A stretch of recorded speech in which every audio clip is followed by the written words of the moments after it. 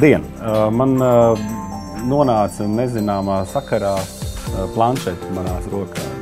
Es uzreiz saku, ja būs slikti, nu tad neapvainojieties. Ja? Tātad šāda te planšeti, šāda te, saucās Prestigio Multipad.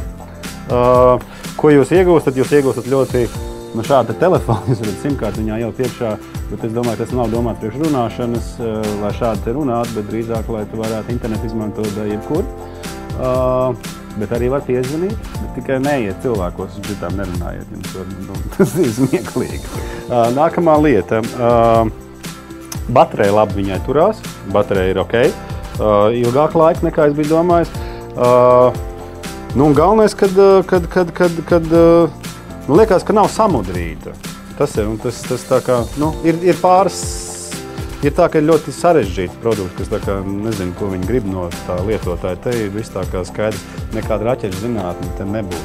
Pa mīnusiem ir tā, ka mīnus ir tāds, ka viņai latviešu valodas burtu garumzīmes ir ļoti neadekvāti uz klaviatūras izvietoti, bet nu, parasti tā nenotiek. Parasti tā, ka tu pietur A, un tad izlec ārā pārējie burti, bet te ir tā, ka tu pārliec klaviatūru, un tad tev visas garumzīmes ir pa visu klaviatūru.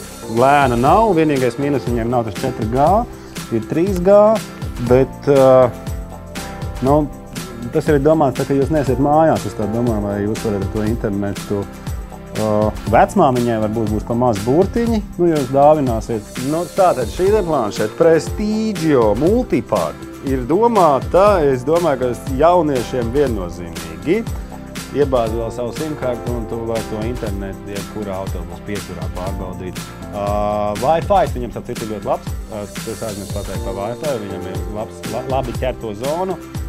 Krāsains jauniešiem piemērot, pārbaudiet savus sociālos tīklus, un cena ir ļoti, ļoti pieņemama priekš šāda te aparāta ar baterijas ilgumu, krāsu, dizainu. Ņemiet ciet, kamēr vēl ir.